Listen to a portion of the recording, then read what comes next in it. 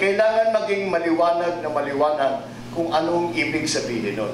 Dahil maaaring maglagay ng pondo sa treasury, pero kailangan bigyan natin, maging maliwanag na kahit na nasa treasury yan, hindi yan sa general fund. At hindi sa general fund, at hindi lamang na hindi sa general fund, bukod pa doon, ay ito'y maliwanag ay para sa mga coconut farmers, ay para sa coconut industry. Yun ang aking pinapatibay ngayon. Dahil pinapasa namin yung batas, at although nakalagay sa batas, meron na nakalagay sa proposed law, na ilalagay sa treasury, but under a very specific account to be managed by a very specific group of people. The majority of which, there will be, ang sa batas, nakalagay may committee na ubuuhin. Ngunit ang maganda doon sa committee ay karamihan, the majority, more than half, ng miyembro nun ay sa inyong manggagaling at kukunin sa organisasyon ninyo. Kaya magiging transparent ang galaw ng committee na yun, magiging transparent kung saan gagamitin ang Coco Levy Fund, saan gagamitin ang interest, saan gagamitin ang ilang porsyento para sa pag-develop ng coconut industry. Ngayon, meron lang kaming, pagka sinasabi kong kami, ang chairman ng Committee on Agriculture ay aking kapartido na si Senator Cynthia Villar. Kaya napakadaling kausap at siya naman ay masasabi ko sa lahat ng nakita ko na chairman of Committee on Agriculture, si Senator Cynthia lamang ay talagang tapat at na sa pagtulong sa ating mga magsasaka, sa ating agrikultura. At siya ay laging bukas para nang makinig. Kaya nung ako nakausap ko siya, sabi ko, ang inaalala ng mga coconut farmers ay kung baka naman magamit sa ibang bagay. Dahil, bakit natin sinasabi yun? Kahit na may judgment na sa Supreme Court na ito ay trust ownership lamang ng pamahalaan, ay sumunod kagad ay yung dalawang EO para na ilipat yung pera, yung pondo na dadalhin sa treasury na hindi maliwanag kung saan gagamitin. At kaya naman, kung titignan natin sa nakaraang ilang taon, may tendency, ang prinsipyo na sinusundan ng DBM, prinsipyo na sinusundan ng mga policy makers dito sa administrasyon na ito, ay dalhin lahat ng pondo na maaaring dalhin sa national government. Sila na ang magde-decide. Kaya nagka-problema sa iba't ibang ginagawa at nakita naman natin, kaya nag-file agad, nagpumirma agad ng EO, Pangulo, para nga yun ang mangyari. At this has been a principle that this government has always followed, and we were afraid that this would happen to the Coco Levy Fund, and essentially that the coconut industry would lose control of the fund. At ayun ang ayaw natin mangyari, dahil alam naman natin na pagka ito'y nabitawan na, mahirap ng habulin. However, there was in our last meeting a report given by a lady, may isang is she a professor? She was a professor. There she is. Where is she? Yes, oh, there she is. And I have been thinking very hard about the proposals that you made at our last meeting, when you said that there are certain sovereign funds that are available. Yes. Now, of course, we are not giving up on the Coco Levy Fund. However, I asked around about the situation in Dubai, and the person that I asked was the congressman who was with us, Congressman Anton Lagdameo. Ito yung nangyari sa nakarang na meeting. Sinama ko ang isang kaibigan ko na congressman, ang pangalan ng Congressman Anton Lagdameo. Ito'y pamangkin, apo ng pamilyang Florendo sa Davao. And he explained to me precisely, because they sell a lot of their bananas to Dubai, at ipinaliwanag sa akin very, very clearly that exactly how those funds work. As you had explained, as had been explained, there are 95%, in fact, he told me even greater, halos what they grow, absolutely, they grow very, very, very little. So 95 if not more percent ng kanilang kinakain ay imported at marami doon ay nanggagaling sa Pilipinas. Kaya sila naman ay nagtatayo ng pondo para tiyakin na yung food supply nila ay hindi mapatid. Because of course it is in their strategic interest that the food supply be assured. Kaya nagtatayo, marami naman silang pondo, maraming pera ngayon ng Middle East. So, madali para sa kanila magtayo na itong sovereign fund. Kaya meron talaga tayong maaari pang gawin. Marami pa tayong maaaring gawin.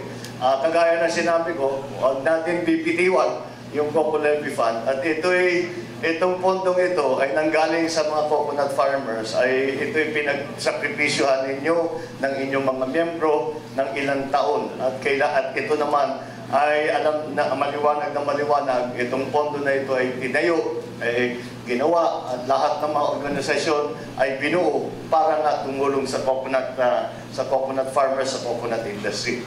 Ang aming hinaharap lamang ngayon ay may proposal dahil yung Coco Levy Fund, yung cash niya ay nakalagay ngayon sa treasury bills. Ito ay parang, treasury bills ay parang ano yan, parang may share ka, may share ka sa gobyerno, parang pinauutang mo ang gobyerno sa pera mo, tapos may return. Ang merong ibang nagsasabi na kung ang return ay 2% ay masyadong maliit. Kaya kailangan gawin na huwag ng treasury bills lamang, kundi ilipat sa mas malakas ang kita ng mga stocks, ng mga parang gagawin na investment fund. Pagka nagkaganyan ay maging mahirap kasi pagka investment fund nagiging komplikado. Meron mga time element dyan, kung minsan ay kung kakailanganin mo, hindi mo mapunod. Magiging komplikado. Sa aming pananaw ay mabuti na yung nasa T-bills. Kahit hindi ganun kalaki ang interest na kinikita, ay maliwanag kung sino ang may-ari. At yan ang importante. Safe siya, ika nga. Kaya yun ang aming binabantayan ngayon. At kagaya na sabi ko, nakausap ko si Senator Cynthia. And sabi ko, ito yung pangamba ng ating industriya, ito yung pangamba ng ating mga farmers, ay baka mawala. So sabi niya, tingnan mo mabuti. At pinag-aralan namin together, tinignan namin yung batas na sinulong niya.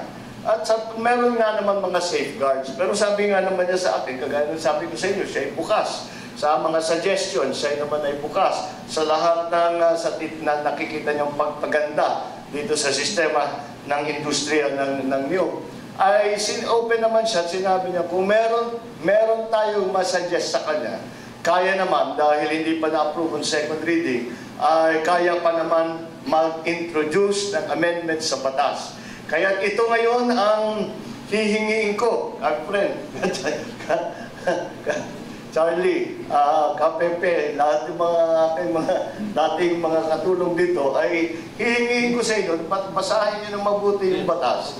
At kung sa palagay ninyo, kulang pa yung safeguards, para unang-una, para hindi magamit sa ibang bagay, yung pondo. Pangalawa, para maging maliwanag sa batas kung saan dadalhin ang pera. Pangatlo, maging maliwanag na ang nagdidesisyon tungkol kung saan ang paggamit ng Coco Levy Fund, either the assets or the cash or the interest, lahat ng nanggagaling sa Coco Levy Fund, maliwanag na ang nagdidesisyon dyan at ang mga desisyon yan ay may konsultasyon sa inyo, sa coconut farmer leaders at sa coconut farmers. Nang sa ganoon, makikita natin maganda na directed, hindi lang kung saan napunta, directed sa ating coconut farmers. So, sa palagay ko may mga progreso tayo at kagaya ng naibalita ko sa mga grupo na nakipagkita na sa atin noon, nakipagkonsultasyon na noon, ay sinasabi dahan-dahan naghahanap ako ng mga magiging kakampi dahil hindi lamang sa Senado ito, kundi pati sa House of Representatives. Kaya sa ngayon ay palagay ko naman wala pa ako nakakausap na tumututol na dapat ang Coco Levy Fund ay mapunta sa inyo at wala pa naman nagsasabi na hindi sila susuporta. hindi ko pa nga kailangan na mabanggit sa kanila, malapit na yung eleksyon. Gagawin namin election issue ito kung hindi magandang inyong performance. Kaya, kadalasan hindi na umaabot yung diskusyon doon. At bago pa makarating doon, sila very supportive dahil alam naman nilang nakikita natin na talagang ito ay matagal nang dapat ginawa at matagal nang dapat naramdaman ng ating mga coconut farmers na dapat maging mas pasigla na at mas malawak ang ating coconut industry. Nagsimula lahat ito dahil sa aking paniniwala na nakikita natin sa nakaraang ilang taon na kahit papano ang sektor ng agrikultura sa Pilipinas ay naghihingalo. Bakit ito sinasabi yun? Dahil ang mga conditions, the conditions for farmers in general, not only coconut farmers, but farmers in general, has deteriorated in the past many years. At kaya bawat taon ay naririnig natin ang pangako ng ating ng palasyo, ang pangako ng Department of Agriculture ay this year maaabot na natin ang self-sufficiency sa bigas.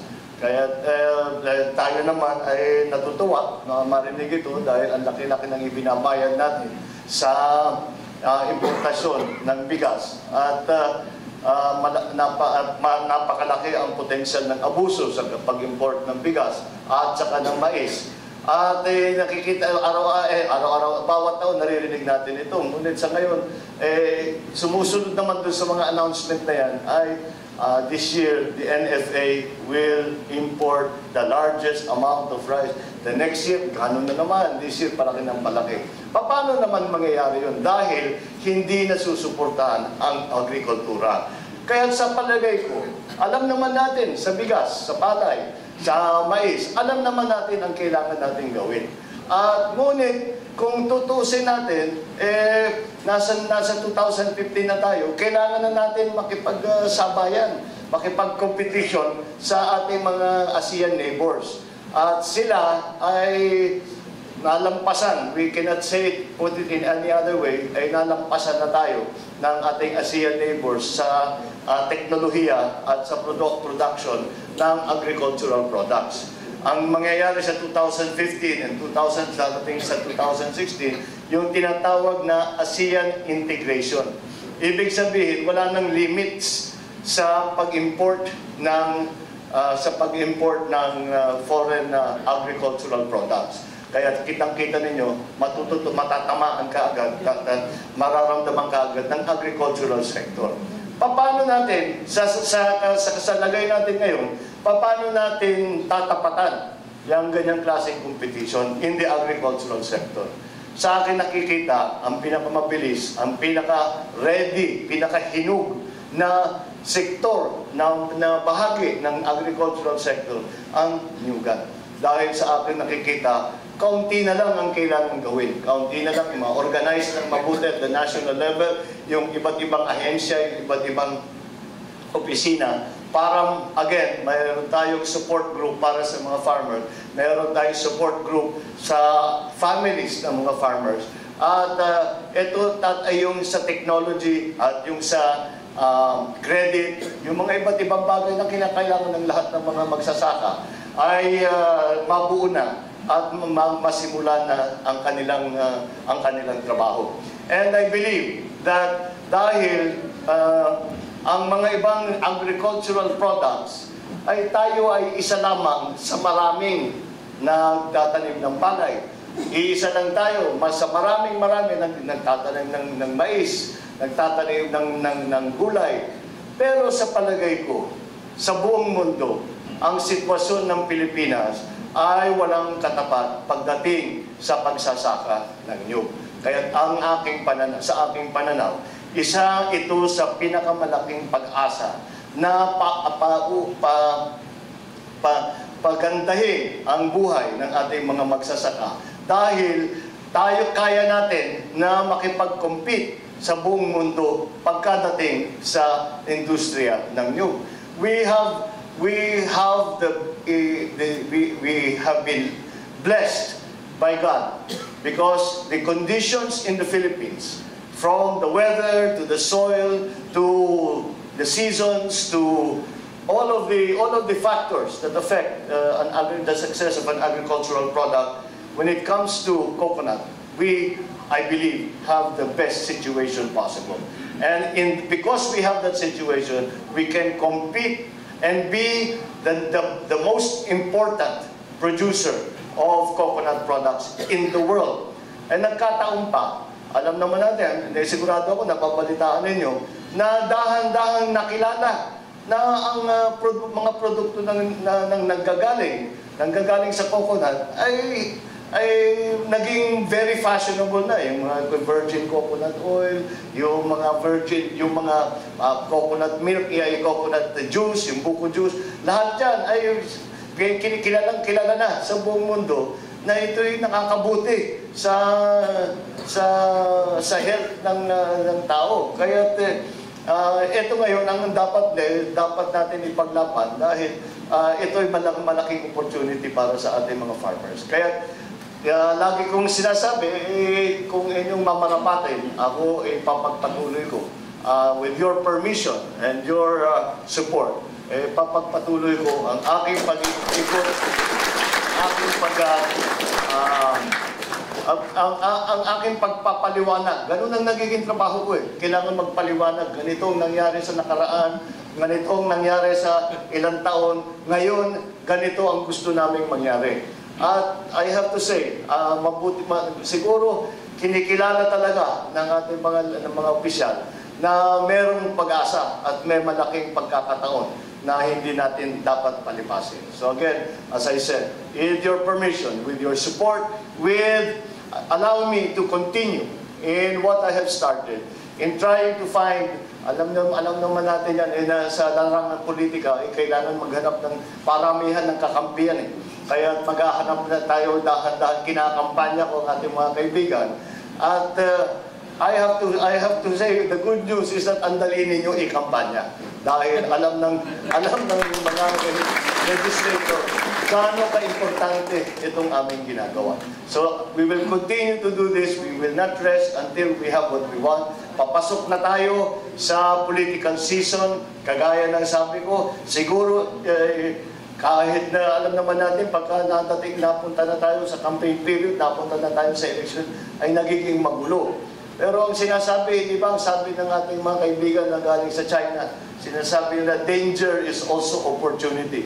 So, kung may gulo ng konti, ibig sabihin, baka may pagkakataon na yun. Sabihin natin, election na, kagaya nabanggit sa'yo, gawin natin campaign issue ito. Ano ang ginawa ninyo? Ano yung boto ninyo dun sa batas na nagpo-proteksyon sa ating mga farmers, na tumutulong sa ating industriya ng niyog. So, with your support, with your help, I will continue to do this, and I believe that if we do not stop, we do not lose our focus in trying to bring what is, I would say, 30 years delayed back to life. If we continue to do that, I know we have the support of our people, and because of the support of our people, we also have the support of the officials who are sincere in trying to help our agricultural sector. And because it is the best hope for our agricultural sector, it is easy for them to understand that what we are doing is not for ourselves, hindi para sa inyo, hindi lang para sa inyong mga miyembro, hindi para sa buong bansa, Pilipinas. Kaya natin ginagawa ito, pagpatuloy natin sa tulong nyo, sa suporta nyo. Maraming salamat. At